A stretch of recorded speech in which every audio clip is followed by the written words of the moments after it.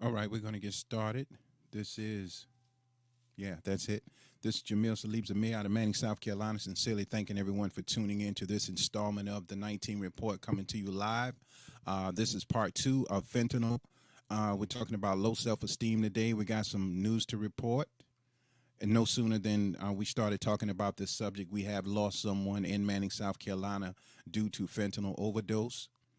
This individual, out of respect and privacy for the family, has been addicted to the drug for years, have gotten to the point where they were actually stealing doctors' prescription pads to write prescriptions, looking for drugs, and unfortunately got a mixture of cocaine and fentanyl a few nights ago and lost their life due to fentanyl overdose. Now, we talked about in the past how these issues are usually in white communities, and they keep it private, but they fight for their children, for their future.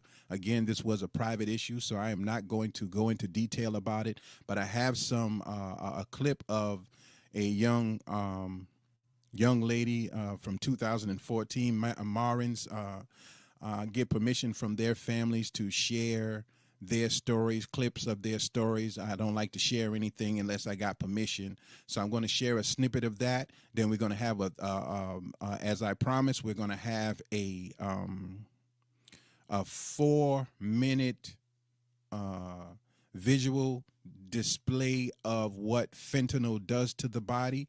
Then we're going to go into the correlation of low self-esteem and drug abuse, but specifically fentanyl, because of its quick reaction time and its ability to morph, to its ability to be blended into other drugs, and also its ability to be to cop the drug, to get the drug easily, and our desire to make a lot of money. So welcome to the boring corner. Welcome to where we try to solve problems before they extend themselves. The proactive corner, if you will. So I thank you for tuning in on Facebook. Thank you for tuning in on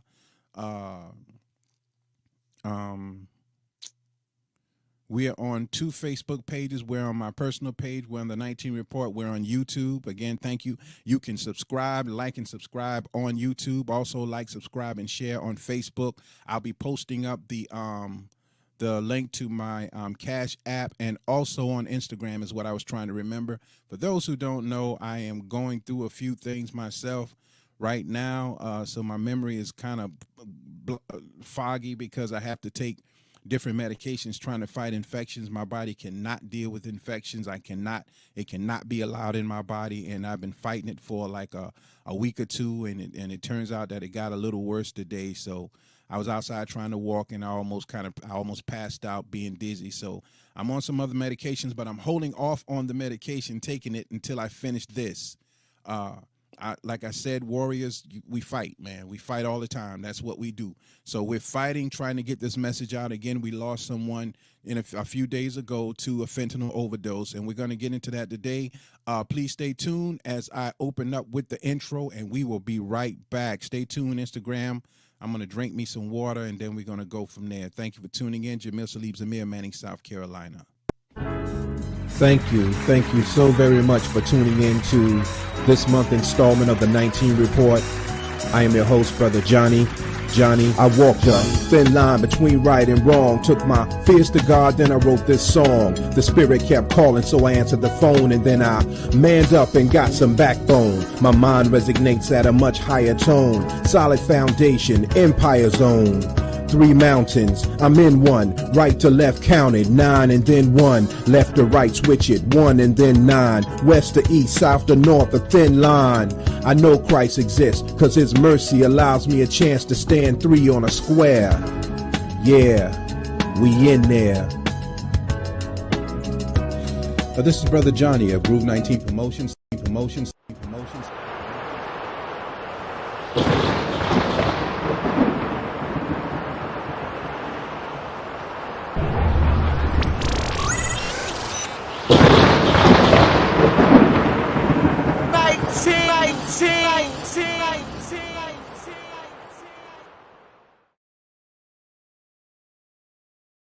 All right, we are back. Jamil Salib's Amir Manning, South Carolina. A few things I said I wanted to get on the table. On yesterday, I talked about actually putting out a warning of parents who, out of love for your children, you turn a blind eye to what they're doing in the street. That child that you knew when they were 5, 6, 7, 8, 9, and 10, that's not the child that they are anymore. They have a life, and they have a life on top of that life. They have a life with their girlfriend, a life in the street, and you know it. Most of you should know it because we all did it. We had lives on top of other lives, and our family didn't find out about it until we got into trouble. And I talked about the level of love we have for our children, the blind love, and the realistic viewpoint that we take when we see our children and see the change in them. Sometimes you got to admit to that. Now, many of you like to do that slide talking, and I see you. You're not fooling anybody, but I'm not talking to you to try to convince you to follow me. I never ask any of you to follow me anywhere. I never ask any of you to listen to me. I had almost 2,500 followers on a Facebook page. But because I was doing that page for almost 2 years and didn't get any support, I deleted the whole page. So if you don't want to be on my page, just delete yourself off of my page. I promise you, I won't lose one iota of a second of sleep or stress because I have other things to do. But you stay on my page. Being said from God is the truth. You just not ready to accept it yet. Fine. But don't throw no sideways comments at me because I am not afraid by God's permission to call your name out, and I'm not afraid to face the consequences of whatever calling your name out brings. So when I talk about the children and them having another life, they do have another life. And if you are so caught up because someone put up a post, I didn't like it because I knew who you were talking to, but you didn't have the heart to say it to me. But when you put a post up trying to relate what I'm saying as being wrong based on what God says, what Jesus says, then read the book. Read it all the way. Remember Abraham, who couldn't have a child, and God allowed Abraham to sleep with his maidservant, and when she got pregnant, and then God came and told Abraham's wife that she would get pregnant, Abraham was instructed to throw the woman out of the house who was pregnant, and he did it. She went off and had the baby alone near a rock, Ishmael, if I'm not mistaken. And he became a ruler of many nations. And because Abraham didn't provide for the child, God provided for the child. They have a well in the east called the well of Zemzem, if I'm not mistaken. That well sprung up to give water to the woman that Abraham threw out of his home. After Abraham, and we're getting into the subject matter, but I gotta address this. After Abraham threw the woman out, got his wife pregnant, God said, take the boy and sacrifice him to me. In other words, prove that you love me more than you love your child. See, we like to put God and our children in the same category. They are not the same. You cannot love yourself. You cannot love your spouse. You cannot love your children more than you claim to love God and then go to God for something that you need. Your allegiance has to be to something bigger than yourself. So when I say if a child is sour, let them be sour. When my children turn sour, I let them go. I hope they will come on the air at 12, 13, 14, 15, whatever age. If you want to be a man, go be a man over there. When you learn respect, we can be friends again. I will respect you as a man because you proved yourself. So they went off and they proved themselves. I got to respect that. But in my house, there is rules. While I was teaching Islam in a study group in Sumter, telling them what not to do, they were gangbanging. That violence could have come to my home, to our home, and killed all of us. I didn't know nothing about it. I was told about that later on. So that's why I said what I said about loving your children and being careful of them throwing up hand signs and all that stuff and bringing violence to your home. Now, let's get over that. That's done. If you got a comment or message, hey, send it through Messenger to me. I will respond to you straight up. I'm not no fighter, no shooter. I can't pull no gun on no black person or anybody and take their life over no bull BS. So you will beat me to that unless God says different. But I will answer you, any of you, male or female. We're adults now. So address things. You're not on here doing what I'm doing. You're not out there trying to save nobody. You just trying to prove that what you saying is right and what I'm saying is wrong. Well, disprove the book. If the Bible is wrong, then I'm wrong. We're finished with that. Now we're talking today about, I'm not upset. We're talking today about part 2 of the fentanyl epidemic that is already here. But fortunately, and this is fortunate, as horrible as it sounds, most black young men and young women are using prescription fentanyl. So it is controlled based upon that prescription, but it is still highly addictive. Now, when the prescriptions run out, and they will, the black market has the fentanyl with the number 30 on it, or maybe higher. I think they're going up higher. They got it's like almost like a nerve agent.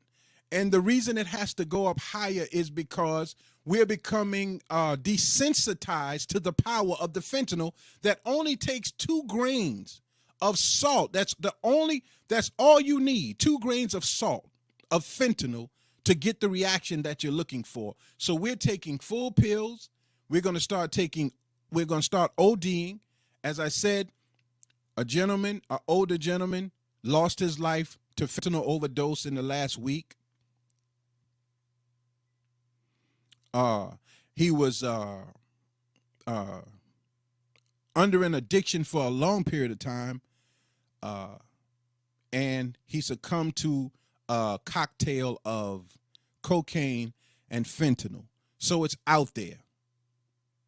So I want to go into that today, but first I want to play a clip. We're not going to be very long, of a young lady who appears to have had her life together, according to her parents.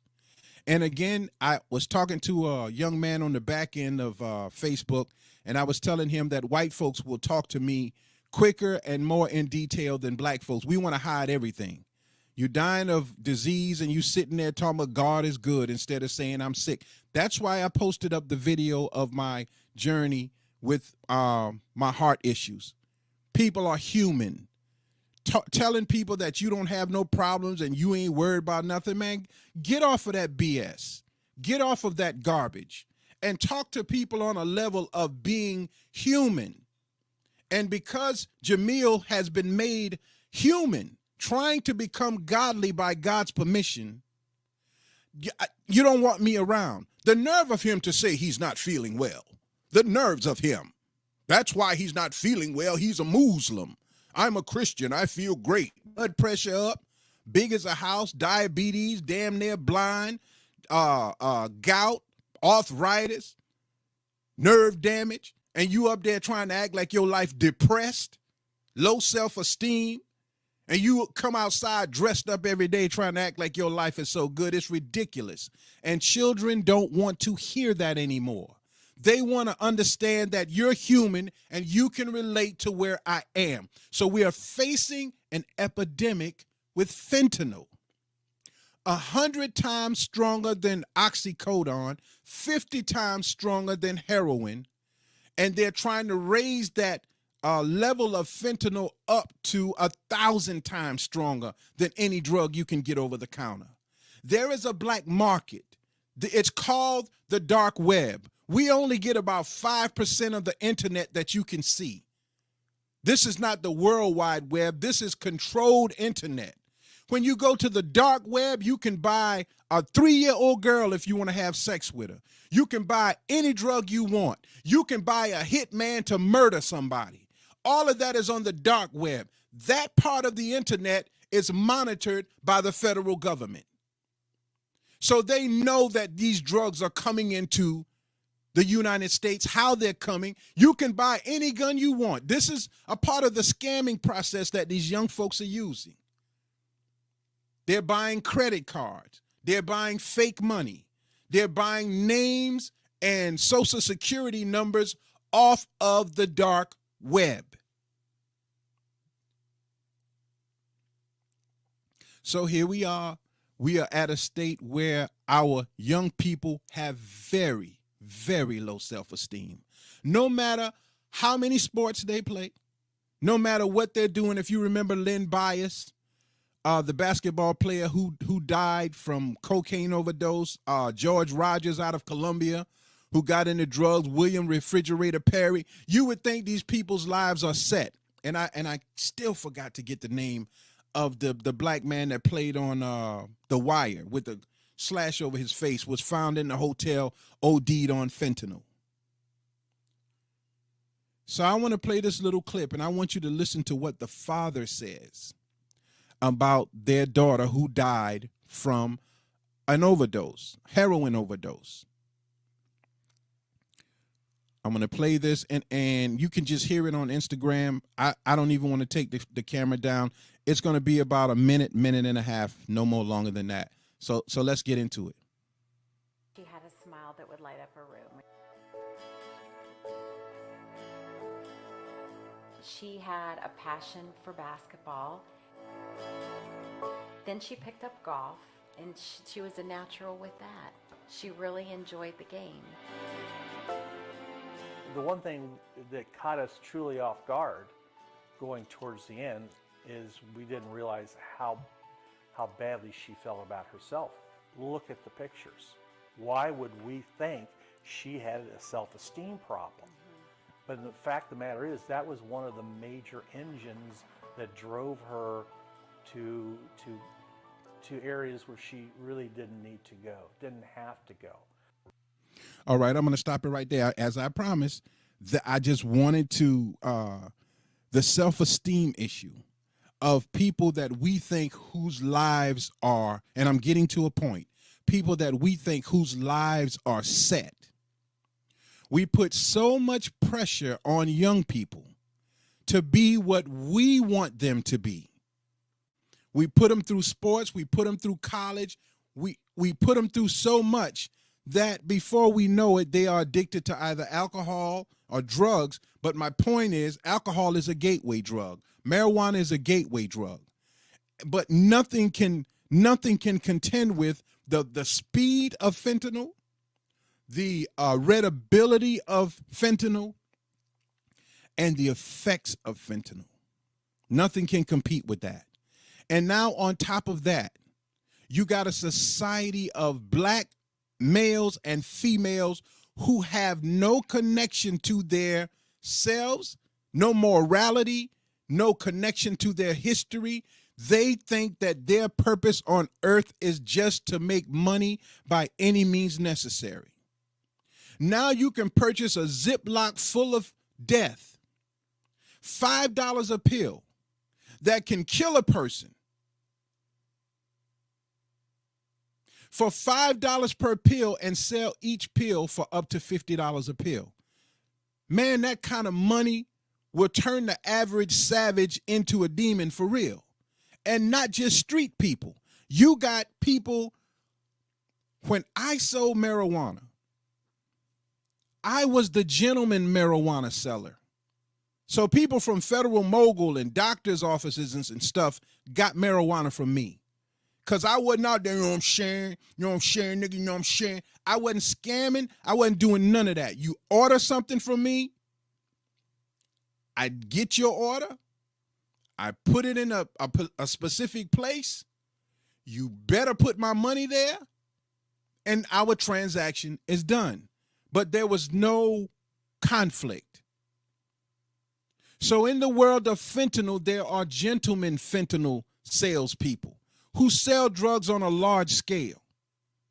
Our children are going to get these drugs. How did the young man get the drugs that killed him the other night? This is street pharmacy. Why are people not able to talk to each other?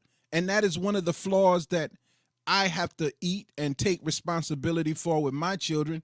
I told them more of what they were going to do than I listened to what they wanted to do. I believe that I am 90% of the cause of the way they chose to live their life. Because when you don't think you can live up to expectations, and as a parent, we always want to see our children do better than us, not because we want them to succeed, but because we want to show everybody, look, I told you I was somebody. I'm a great parent. Look at my children. So that's why they banging, they killing, they stealing, they robbing, we let them back in the house. Because we don't want to look like a failure as a parent. So putting that kind of pressure not only on them, but on us, we're mostly alcoholics. We snort coke. But they want a quicker high, a cheaper high, and also they can use the drug and sell it. That's what put me above most people in the marijuana trade, because I never smoked it. I don't even like the smell of it. But it was just a lucrative business. That's what did it. But most of the people I hung around used it. So they end up buying from me, angry with me because I was making more money, and a problem arose. And as I was telling you on yesterday, when they talk about coming and shooting up your house, robbing your house, they plotted to do that with me. They plotted to murder me. Anybody else in front of I can't remember the name of the store right there. It was on the corner. It's torn down now. You know it. You know what was going on. Then they plotted to tell on me. And that's what's happening with your children, and that's what I was warning you about. But that is an effect of low self-esteem. I had low self-esteem because the whole time I was living my life across town trying to be a good father, staying off the streets, keeping my children off the streets, taking them to the park, being a father, I was considered a square. All the pretty girls hung with the drug dealers. I couldn't get one of them to give me the time of day, not even my own wife at the time. She hung out in the street.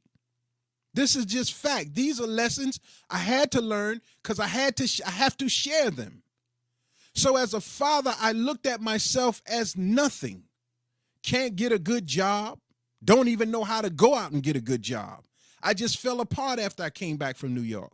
The South engulfed me. It takes something from you if you're not careful. But years later, when I started selling marijuana, all the girls who were giving their time to the drug dealers would give their time to me. So doing the right thing did not get me the attention I wanted. I started doing the wrong thing by choice. And even my own wife says, you're going to get caught. You're going to mess around and get caught. And I'm thinking, well, damn, you impressed by them, but when I do it, I'm a bad guy. Low self-esteem. It will lead you down pathways that you did not know existed. And when I look in the face of most of our young people and even the older ones, the older people who were told, live life this way, go to church, get a good job, go to school, they're disappointed. You see them out in the street. And when I was out in the street hustling, being a businessman, I saw the upper echelon of Clarendon County coming out at night with the freaks, with the ghosts, wanting to get high. And I said, wow, they're not happy either. That's when I started delving into the understanding of the human mind. I took psychology in college, and then I took child psychology. I wanted those things. I wanted to understand the mind. And now I want to share that with you by God's permission. So low self-esteem and its connection to drug use, but its connection to seek out the most potent drug that will take our minds off of our problems. Because if you continuously use a drug, I've seen it. It's not for everybody, but I saw it. You smoke one blunt, then you smoking a fat blunt, long blunt. You smoking what do you call them? Zigzags. Then you're smoking the big blunt. Now you're smoking 3 or 4 blunts a day. You go from a nickel to a dime to a 20 to a half to a full ounce to a quarter pound, a pound, a half a pound, a full pound. I'm going to smoke this half and I'm going to sell this half. In other words, your body becomes accustomed to the high. So you smoke and smoke and smoke until you can't get high anymore. You drink and drink and drink till it makes you sick. Now you got to find something else to go with it. So now you popping a Molly with the liquor. You crushing up fentanyl with the weed. This is addiction. This is where we headed. And once you get hooked on fentanyl, a synthetic drug. Y'all remember the synthetic weed they were trying to sell in the stores that were turning people into zombies? They had to pull it off the shelf. That's what fentanyl is. It's synthetic. It's man-made. So if I blend it any way I want to blend it.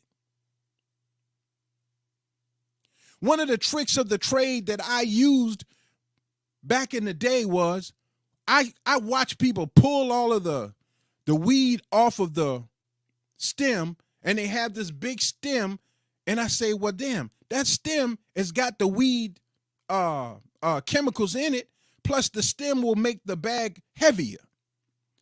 So anybody that will tell you how I hustled, I sat there and cut the stems in with the weed.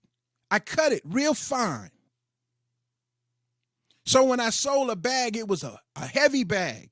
And they say, that dude got them potbelly bags. Plus he give you the blunt with the bag. Now they what do you call it? They make hybrids of the weed with no stem, just weed. But I was doing that back in the day because I understood marketing, the margin, the price margin, how to make money, how not to waste anything. That's marketing. That's capitalism. So they're understanding that with fentanyl. And the person with the strongest fent is the person that will make all the money. Back in the day, we would spray marijuana with Raid. Back in the day, we would get our hands on formaldehyde and dip marijuana in formaldehyde. Back in the day, we would urinate on the weed to make it skunk and sell it.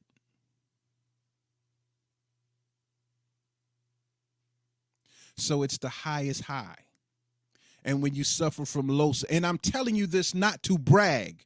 I want you to understand that world that you think old folks don't understand, most of us did that. Just different. We ain't never had to kill nobody and all that stuff. We just made money. Just different. The only person on Acorn Lane with a big screen TV that almost reached the ceiling in a trailer, that was us. You could play video games on the screen and watch a movie at the same time. That was us. Trampoline in the backyard, old trailer, that was us. 2-3 cars, that was us. The first person with a big behind portable flip phone, that was me. Big old phone. Anyhow, I want you to see what I want to be able to be credible when I talk to you. Like, he don't know what he's talking about. I do know. Low self-esteem will put you in a horrible place. I did all of that because I was trying to prove myself to myself, and I was trying to prove myself to the people that I thought were worth proving something to, who weren't worth anything, because today, most of them are either dead, in jail, or just horrible looking. Very few of them are even, you look at them like, that's who I was trying to impress? For real? But boy, people can make you feel low. But my life and what I'm talking to you about, I suffered from low self-esteem and still do. And I know when you're weak, you look for an answer. A girl rejects you, a boy rejects you, you don't get a job, you take it personal. That's why most of you out there are shooting each other. Because if I say, yo, look out, you take that personal. Now the thing that hurt me and broke the little esteem that I had, I got to eliminate it. So I'm going to shoot him. Not only am I going to shoot him, after he's dead and can't hear me talking, I'm going to talk to him. Nigga, you dead now, nigga. This is where we are. So my children, I was talking to my middle son, Elijah, one day on the phone, and we were in a conversation about how I saw him. And I said, oh, man, I see, on a scale from 1 to 10, I give you about an 8. He like, I expected way much less than that. And I'm saying to myself, okay, he thinks that I think that he's a bad person. But if you can't talk to an individual, and if you can, but they don't believe what you're saying, how can you reach out to them?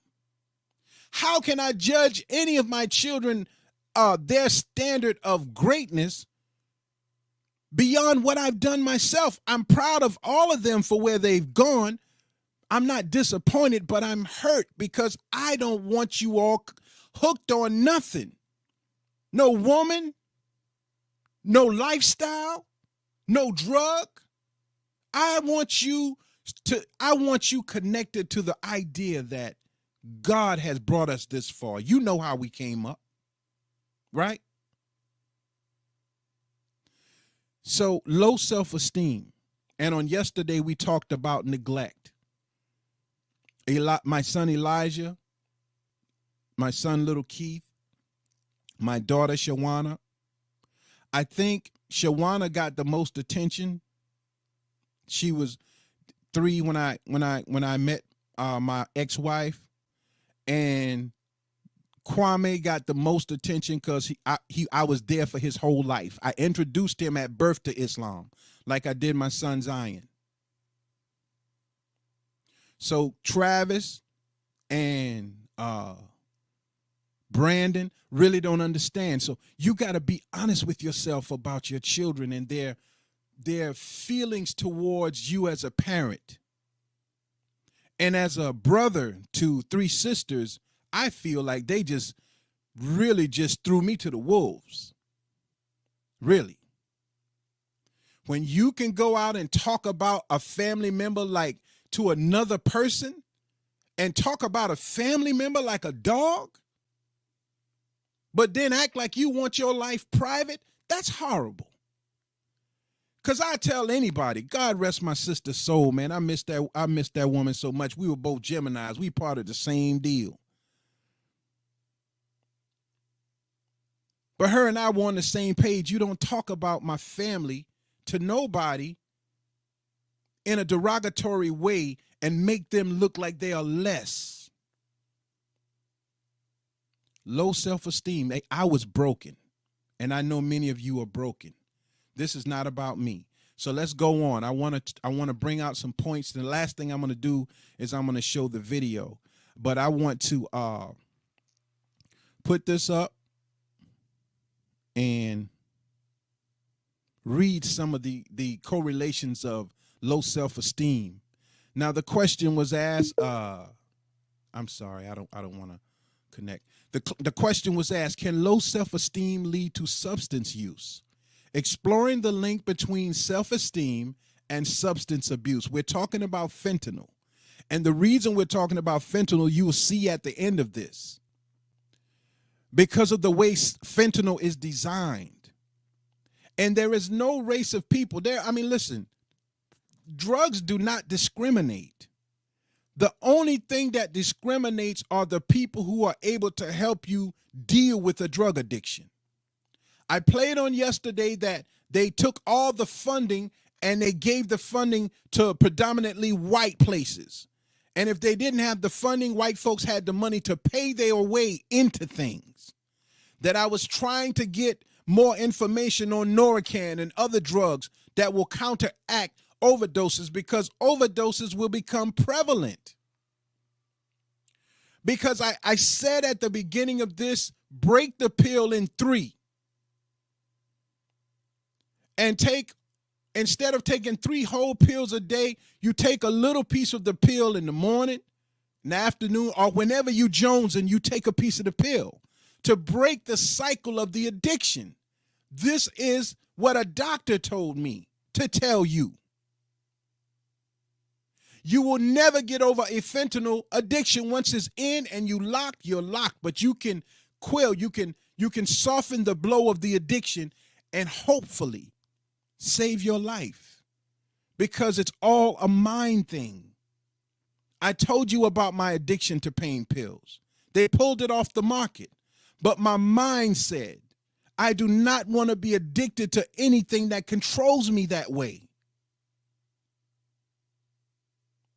But unfortunately, most of our young people are not as strong. Yes, you can pull a trigger. Yes, you can fight. Yeah, you can tell the cops, F the police. You good at all of that because that's the normal. That's what we do now. You just following a fad. But we do not fight our own demons. So low self-esteem. Let's get into it. I'm going to read it, then we're going to move on. Low self-esteem. A perception that one is inadequate, unlovable, unworthy, and or incompetent. It often stems from exposure to dysfunctional behavior as a child. Our next part 3 will be about dysfunction and dysfunctional families, dysfunctional communities, and dysfunctional behavior. Dysfunctional behavior when children bear the brunt of anger, abandonment, abuse, neglect, or continual negative criticism. It can lead to feelings of low self-esteem. Unbeknownst to most parents, you call your child ugly, black, stupid. My mama used to call us stoop. She ain't even call us with the ID. You just stoop. Just how bad can I hurt my child because I'm looking at a manifestation of me and I don't like myself, so why should I like them? Because they're taking my time, taking my food, taking my money. I'm just going to be mad at them. So I'm going to break them down any way I can break them. And that wasn't just for me and my brother. She broke all of me, my brother, and my 2 sisters. She broke us. And I don't blame her for that. She was broken. Looking into her life and how her family treated her, her sisters treated her, she just reciprocated it. But someone has to stand up, poke their chest out, and say enough is enough. That's me. Enough is enough. So when you go against the grain, you become the bad guy because they don't understand you. I had a brother-in-law say to me, yeah, we ain't understand what you doing. It ain't for you to understand what I'm doing. I'm not looking at your life like what you doing. But you feel you have the right to say to me, nigga, what are you doing? Only way you should be saying that is saying, how can I help you? Because the one thing we're good at as a people is that we can break people down, but we cannot build them back up. We can tear up a community, but we can't build one. We can tear up a family, but we can't build one. We can tear ourselves up, but we cannot rebuild ourselves. We're talking about fentanyl. We're talking about the underlying issues that makes your mind hunger to forget. And if you don't go to the root of a problem, you're not going to fix the problem. You can go to a methadone clinic and stay for 30 days, but if you don't fix your mind and what has caused you to want to forget your life, you will always go back to the thing that caused you to take the drugs in the beginning. So we got to delve under. Allah, God, Jesus, call him what you want, says you have to go to the root of the problem. Low self-esteem isn't limited to individuals who have suffered trauma in childhood. Any demoralizing experience, any from getting fired from a job to breaking up with a significant other, can adversely affect a person's self-image. These negative events are a part of life, but for some adults, it becomes more difficult to rebound, resulting in low self-esteem. When I look at Facebook and see all of my beautiful black women with all that makeup on, trying to convince the world that they feel good about themselves and they're beautiful and beautiful and beautiful, I feel bad for you. But you don't have sense enough to feel bad for yourself. I mean, y'all don't reveal nothing. So y'all pray for me. Pray for what? That ain't none of your business. Well, why you put up there, pray for me then? None of it should be my business. But you want attention. And then you want to act like I'm so tough, I don't need nobody's help.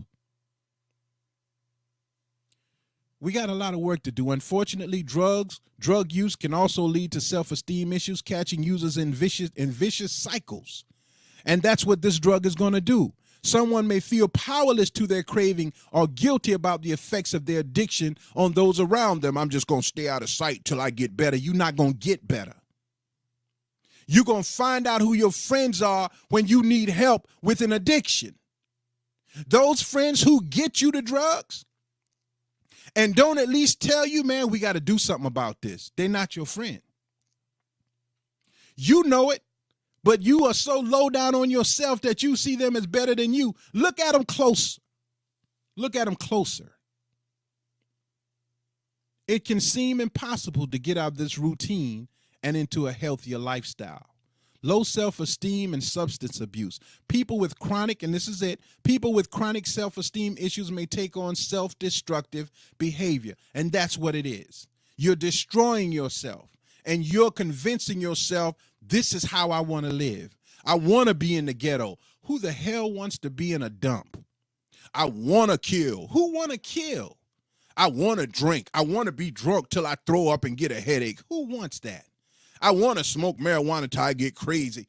Who really wants that? It's called cognitive dissonance. We make excuses for anything that we are too weak to deal with. And I don't like weak people.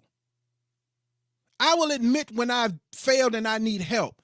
But damn, man, y'all don't admit when you fail. You just act like this is where you want to be. And you destroy your life and the people around you for selfish reason because you're weak. Say, I'm weak to yourself and call out to God for help. Don't misunderstand, for the last 30 years what I've been talking about. I've been talking about God. That's who helps me.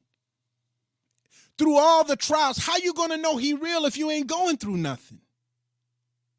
So how do y'all know God is real when every day of your life you're posting up everything is so gravy?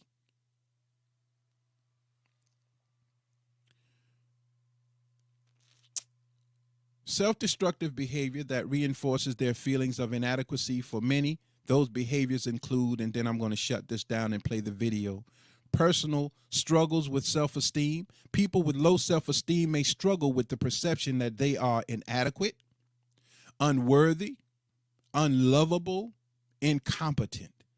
Those are yes people who just, I don't want nobody mad with me, so I'm just going to go ahead and give them $400 because they asked $400. But they're going to be back next week asking for more money. Just say no and get it over with. People not liking you is not that big of a deal. As long as they're not messing up your life, tell them to go over there, miss you with that, and you go over here. Causes of low self-esteem. Low self-esteem often stems from exposure to dysfunctional behavior as a child. Part 3 will be talking about dysfunction and dysfunctional behavior in the home, in the mind, in the community, because we're suffering from mental illness. And we have parents who will not say, listen, we did the best we could, but we failed. Instead, you justify everything that your child does. If they are killed, you want sympathy. And if they kill somebody, you want sympathy. If they disrespect a person the same age as you, well, you ain't got. And if you get disrespected, you want the same. It's like there's no wrong. Where is heaven if everything is heaven? If I steal your TV and you say that's heaven, then why should I not steal your TV? I should take anything from you that I want if you make the example that everything is good. Everything can't be good, older people, young adults. The older folks lied because they were lied to. And now they got to keep that covering on their life like, oh, today is a good day, a word of encouragement today. Yeah, everybody need encouragement, but what kind of problems you got? You gay? You a drug addict? You gossip? You a thief? What problems do you have that you're hiding and making it seem as if though everybody else needs your prayer? Negro, we need each other's prayer. I ain't met a man yet that's different than I am. You might be different in financial status, with or without. But Negro, when I look at white man, black man, woman, I don't care. Ferrari, Walking, riding a bike, I see myself. I'm not impressed. I thank God for that. I can drive that Dodge Shadow out there for the rest of my life and feel like a king. Or I can get in the GMC or Dodge truck that I want and still feel like a king. I'll park it next to your best ride and hop out that sucker like every day is a good day. But most of us can't do that. Low self-esteem often stems from exposure to dysfunctional behavior, and this is the last one as a child, including neglect. We talked about neglect, abandonment. We're going to talk about that, abuse, anger, and negative criticism. And negative criticism is the masterpiece of my family. We are masters at destroying family with our mouth to other people, but then we'll praise somebody who ain't worth a damn because they not family. You are praise the killer. You are praise the drug dealer. You are praise the homosexual, the lesbian. But your brother and your sister, you talk about them like a dog. Negative criticism creates low self-esteem, and you can't face them. So now you're saying, oh, when I'm around them, I get bad energy. Yes, very bad energy, because I know what you up to. I know what you up to. That's where the bad energy comes from. Now, signs of low self-esteem, and we're done. Feelings of self-consciousness, hyper-obsessive about relationships with others. We can't leave bad relationships. I was in a bad relationship and couldn't leave it. I would always run back to it. But now, if I see the first sign of somebody trying to play me short, I'm shutting down. I'm not dealing with you unless I want to, because I deserve that. Nobody deserves to be mistreated, treated like a child, treated like what they say don't matter. Ask me what's going on and I'll tell you what's going on. Stand up, black man, black woman, white man, white woman. Let's build a world that's better than the one that we were dealt. Don't let nobody take your life. God gave you that life. Nobody got a right to take it or control it. You give 8, 12 hours to a job, you do your job, but that's your life. If you don't want it no more, you leave it and do something else. But you don't let nobody destroy your self-worth. When faced with setbacks, feelings of self-defeat are common. I face that. Chronically indecisive. I don't face that, but a lot of us do. And finally, why people with low self-esteem turn to substance abuse. People with chronic self-esteem issues may take on behaviors of substance abuse to dull the pain of loneliness. I'm a very lonely person, because from elected officials in Manning, South Carolina, to my family and others, they find a way to sneak in some sideways comment about what a horrible person I am. I don't have no felony record. I try to take care of my family. I'm not I don't go out chasing tail. I don't go out chasing men or women. I'm moral. I have a moral standard by God's permission. I love God. But man, loneliness comes when people who done talk trash about you can't face you. So for 30 years, I've been doing this. I used to do it on paper and put it in mailbox. Almost went to jail for a federal offense because I was printing my own newspaper and putting it in people's mailboxes. And until this day, it's still just me. Still just me. Still talking, still trying to share my life, because I see what's coming and everything God has given me has come to pass. We just talked about fentanyl overdose yesterday, and today someone is OD'd on fentanyl. It don't take long. Coping with feelings of inadequacy, trying to increase their self-worth. That's all. Do you or someone you know suffer from low self-esteem and a substance use disorder? Gateway offers dual diagnosis treatment for individuals with co-occurring mental health issues. You can contact them right here, 877-505-HOPE, or you can contact your clergy or people that you trust to talk to you, and they will help you find some help. We have got to get in the business of being honest and helping ourselves. And most of us don't even know we have mental issues.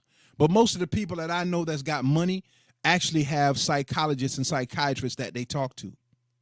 And if you're on Medicare or Medicaid, I think you can get help in that regard. And if you can't, talking to your buddy under the tree might not be enough unless they are intelligent individuals who are not afraid of you.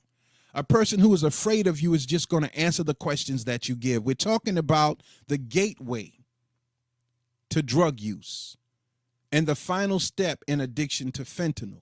Now, what does low self-esteem look like? Some signs of low self-esteem in adults might include feelings of self-conscious and constantly comparing yourself to others. That's what Facebook is. Facebook is just an arrogant, egotistical mirror that we can look at ourselves. Facebook, TikTok, Instagram. When I look at some of the people in the posts, if you notice, by God's permission, I post up mostly business stuff. And I post up things about myself because no one else will. Because you will send me a message on Messenger. Good lecture, good speech. But you won't put it up front. As if though you're going to get fired from your job. Because you liked the fact that I was talking about let's stop fentanyl overdoses in our communities, you're going to get in trouble. Because I call God Allah, you call him the cherisher, the sustainer, the beneficent, the merciful. You call him all these names. But because I call him another name, never ask you to join nothing, as if though the world is going to fall down on you if you put up a message saying, good job, Jamil. I know your weakness. Yes, you will kill a man because it's easier to do that than deal with your own demons. Okay. Hyper obsessive about relationships with others. There was a gentleman that committed suicide and shot his wife, because the relationship was going bad. And his brother recently went to his gravesite and killed himself right here in Manning, South Carolina. We got problems. Hyper obsessive about relationships with others, because if I lose you, that means I'm nothing. You're telling me I'm nothing. When I was in a relationship with my ex-wife and I couldn't keep her, she was literally saying, you ain't shit to me. That's what I heard. And when anybody talks down to me, that's what I hear. You talking to me like I'm a child. How can that be when I've proven my manhood that you could muster yourself up to talk to me that way? Because there's something in you that you think you better than me, or you think I'm more knowledgeable to this. So I'm going to tell you. I can't accept that no more. We got to fight, man. I told you young boys to run away from any situation that is causing you conflict. In the Bible, prophets and messengers ran away. When faced with setbacks, feelings of self-defeat are common. Chronically indecisive, you got to be man enough, woman enough to move away, get away, fight your addiction, get into the sauna, get into the steam room, work out, pray, meditate, build a life for yourself based on a little bit, and then work your way up. But you got to be able to start. You done mucked up. You're almost at the end of the line of a world that you chose that's going to kill you. So now you got to build a whole nother world. Showing God that I prayed to you, God, and I'm trying to change for real. Apologizing for everything, even when an apology isn't necessary or warranted. Shopping based on what other people will think rather than what you actually like. I remember I was just coming out of the hospital, and my ex-wife and my wife, God bless her soul, sweetheart, bought me the what you call the straight leg pants. I'm like, I'm not wearing them pants nowhere. That my tail is too wide for that. I'll wear them in the house. They feel good, but that's not my style. So as I'm trying to build my self-esteem, battling my own mind, I got to tell you, I'm not wearing that outside. I wear it inside. Now, I saw a woman with her husband. This dude had to be 300 pounds just recently. And he had a pair of them darn skinny jeans on with his big old behind, big old belly, big old foot, walking around. And I'm like, you know what? Okay. All right. Unable to accept compliments instead of attributing things to luck, Genetics are factors out of your control. You can't take a compliment. Most people can't. You tell a girl today, oh, you look so beautiful. Well, ain't you married? I ain't asked you for no ass, woman. I just gave you a compliment. We can't accept. But if I say, hey, bitch, yo big ass. Oh, that's how messed up. That's low self-esteem. You cut off your eyebrows to put more on. Now, I ain't talking about the women who ain't got no eyebrows. My sister, God rest her soul, lost her eyebrows, and my son tattooed eyebrows on her face. She had tattooed eyebrows. Cut off your lashes to put on other people's lashes, because that's the norm. You got low self-esteem. So where people are saying you beautiful, you got a big nose, you trying to shade it in to make it look smaller. I just see a person with low self-esteem. These all are problems when it comes to addiction. That's why young girls at the age of 10, 11, and 12 smoking weed. Checking your phone constantly in social situations, even if you have no messages. You can't sit still and just be. Legs shaking, looking around. You got to check the phone. Check the phone. Got to play the little games on the phone because you can't deal with your own reality. Does any of this sound familiar? Telling lots of little white lies to make yourself look more impressive or important that you feel. You know how you get that money and you act like you rich? I was just picking at my son about that the other day. Man, I need some stuff. Y'all got an unlimited supply of money? Buy me some stuff. Physical symptoms from fatigue and headaches to insomnia, depression, and anxiety. I'm going to stop right there, and then I'm going to go and I'm going to play this 3-minute clip. I think it's 3 minutes. Yeah. The effects of how fentanyl affects the brain. And I want to warn you about this. After this clip goes off, it goes into what drugs are good for you. And it talks about mushrooms and all these other things. And I mean, anything that deals with psychedelic drugs is just an experiment. You know, what might work for them is not going to work for you. So the point is, watch this and listen to this on Instagram. And you can go on Facebook, Your Brain on Fentanyl. I mean, on YouTube, Your Brain on Fentanyl. And you can watch this in its entirety. But I'm going to play this. And I'm going to be quiet while it's playing so you can hear it on Instagram and you can see it on Facebook and YouTube.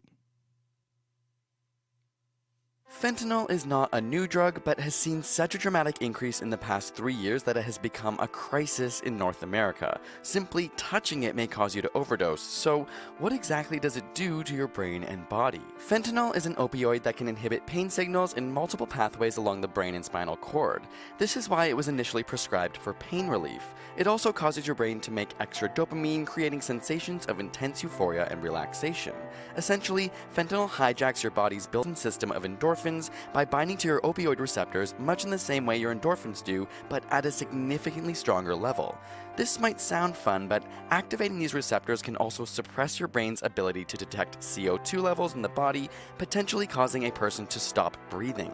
On top of this, side effects include dizziness, chills, vomiting, fainting, difficulty urinating, and extreme constipation. In addition, fentanyl is much stronger than other opioids, 100 times stronger than morphine and 50 times stronger than heroin. For many drugs to work, they need to pass the blood-brain barrier.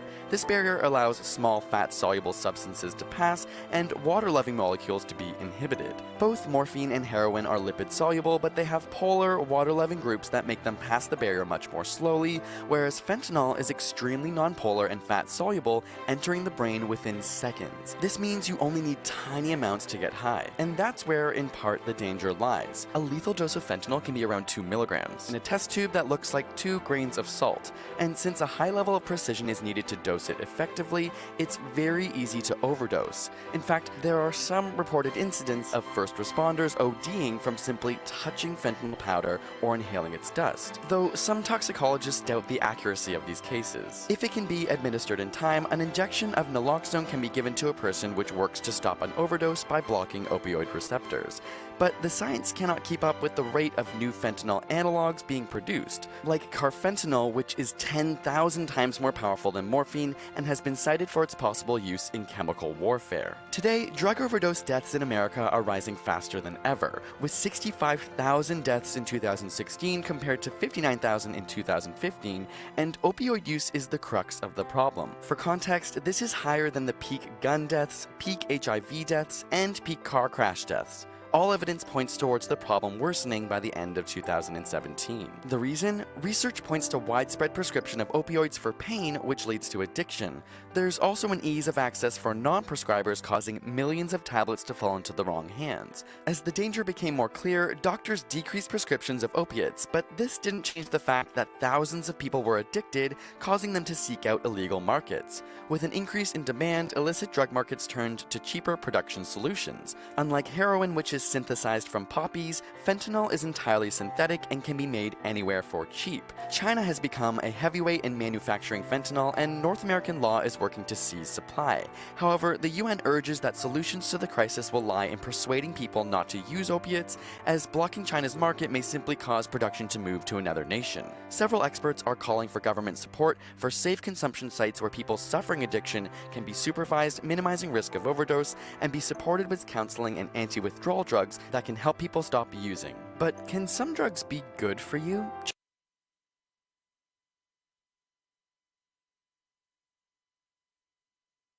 On that particular part, they're talking about they're talking about mushrooms and psychedelic drugs and all that other stuff. I wouldn't advise we get into that either. LSD and all that.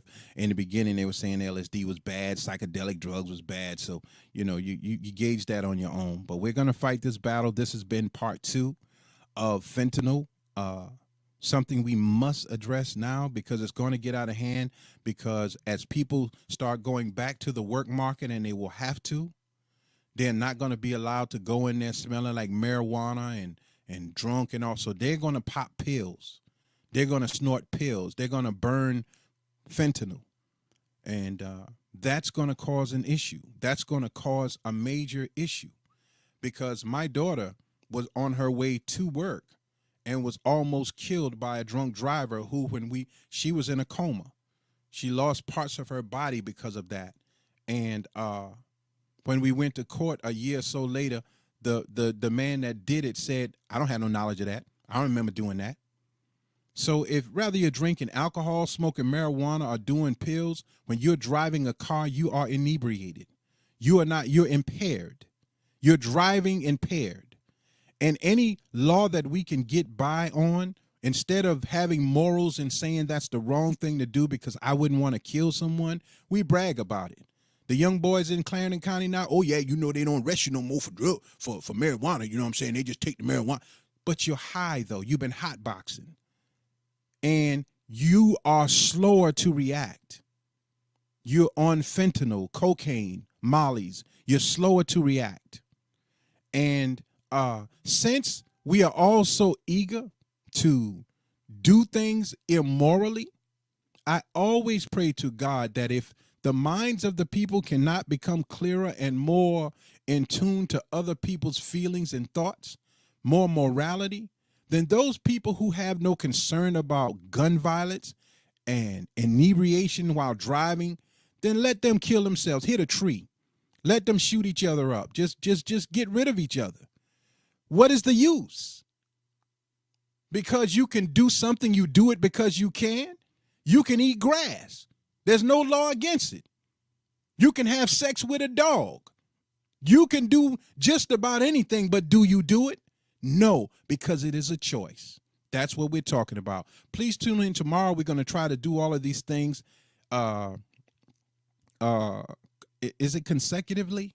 I think that's what it is. We're going to try to do it that way.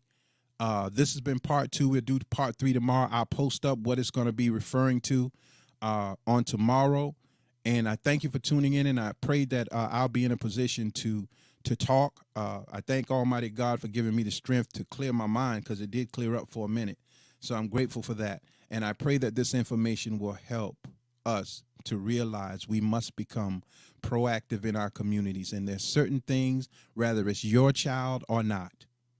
I don't allow my children to play loud music in this neighborhood. They got the biggest speakers, and I'll probably help them hook them up, and we'll try it in the yard and make sure it works, and then I say, okay, turn it off. That's enough. There's older people around here. When they get to this block, they turn the music off or down.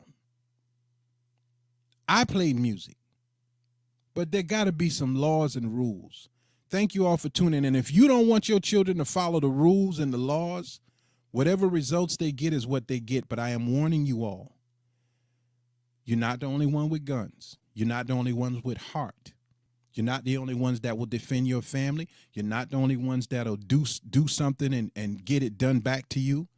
I'm talking to the politicians, the preachers. We calling y'all out. There was a time when nobody would say nothing to a preacher, just let you have sex with their daughters. And there's a preacher in Sumter who was having sex with a man's wife because he said God said so to do it.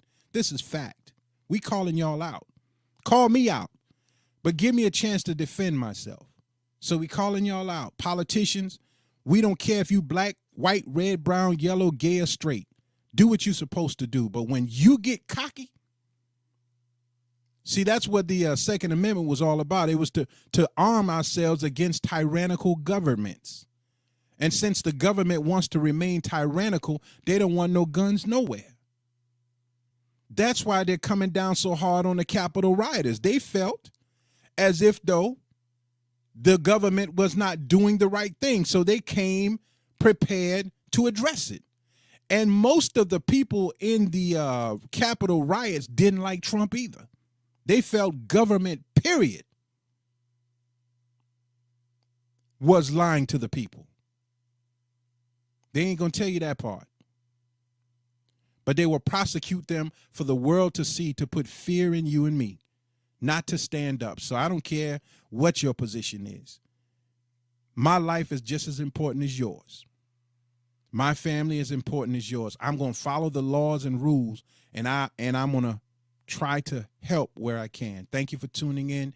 Jamil Salib Zamir out of Manning, South Carolina. All praise is due to Almighty God, Allah, Jesus Christ, whatever you want to call him. Jesus is not God, but I understand we follow Jesus. All praise is due to the Lord that Jesus said, no man is good except my Father. Please tune in tomorrow. Thank you so very much for tuning in to this month installment of the 19 Report. I am your host, Brother Johnny. I walked a thin line between right and wrong, took my fears to God, then I wrote this song. The spirit kept calling, so I answered the phone, and then I manned up and got some backbone. My mind resonates at a much higher tone, solid foundation, empire zone. 3 mountains, I'm in one, right to left counted, 9 and then 1, left to right switch it, 1 and then 9, west to east, south to north, a thin line. I know Christ exists, cause his mercy allows me a chance to stand 3 on a square. Yeah, we in there. This is Brother Johnny of Groove 19 Promotions.